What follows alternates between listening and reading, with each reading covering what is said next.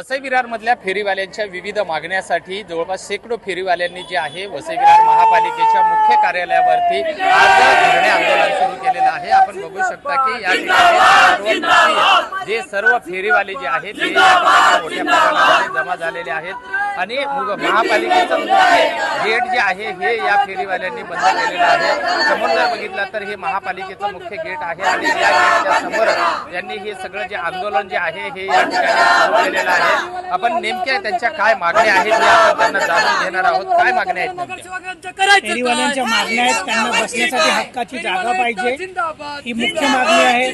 त्यानंतर ज्या पावत्या फाडल्या जातात मुळामध्ये 10 वर्षापासून सर्वे न करता यांच्याकडे कुठल्याही प्रकारची सांख्यिकी उपलब्ध नाहीये, म्हणजे किती फेरीवाले उपलब्ध नाही आहेत याची काही डेटा नसताना हे करोडोचे बाजारकडचे टेंडर काढतात कसे?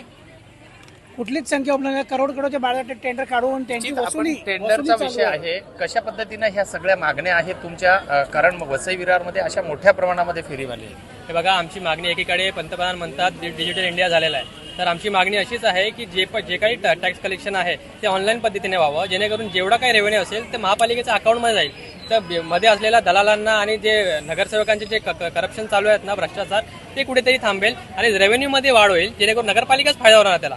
आणि तोच पैसा या नगरपालिकेचे जेवढे फेरीवाले आहेत त्यांचा झोन बनवण्यासाठी त्यामध्ये फायदा करण्यात येणार आहे असं आमचं नेमकं फेरीवाल्याचं काय सिस्टम लावलेली आहे ज्याच्यामुळे फेरीवाल्यांना हा त्रास होतो? सतत फेरीवाल्यांवर कारवाई करते महापालिका आणि कारवाई पूर्णपणे बेकायदेशीर कारवाई आहे। कारण की 2014चा जो फेरीवाल्यांचा कायदा आहे तो कायदा स्पष्ट सांगतोय की दर 5 वर्षात सर्वे करा।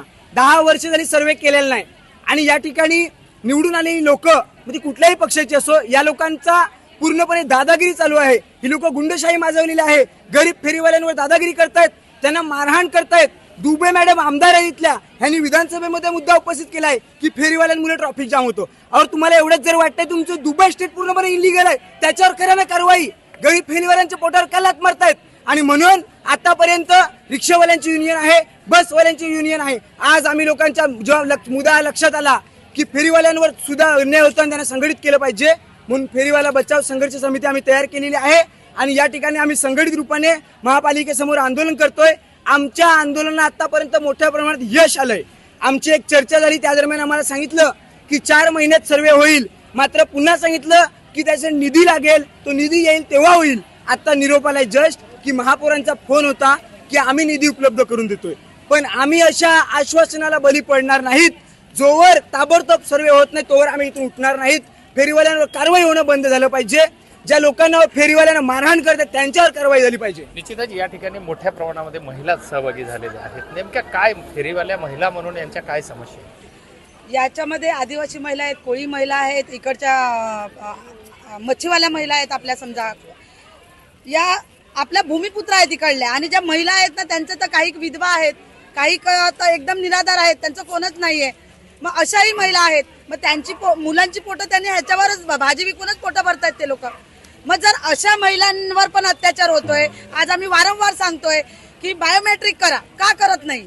कुठेतरी अधिकारी पण ह्याच्यात सामील आहेत, अधिकाऱ्यांच्या खिशात कुठेतरी पैसा जातो, हे सगळे टेंडर काढून अधिकाऱ्यांचे खिशे भरतायत, म्हणून तो बायोमेट्रिक करत नाही। गेले 5 वर्ष झाले आम्ही बोलतो बायोमेट्रिक करा, का करत नाहीये? म्हणजे कुठेतरी भ्रष्टाचारी हेच आहेत।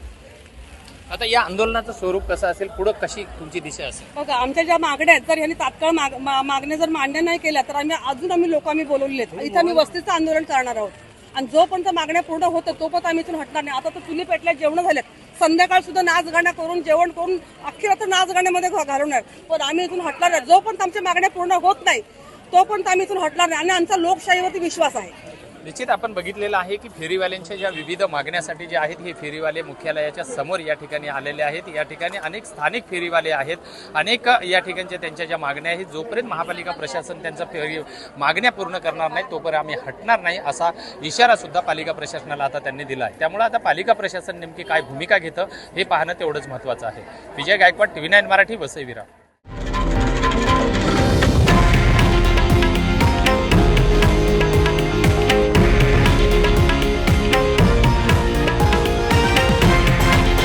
हे आहे देशातील नंबर 1 न्यूज नेटवर्क आणि आपण पाहत आहात TV9 मराठी, एकमेव।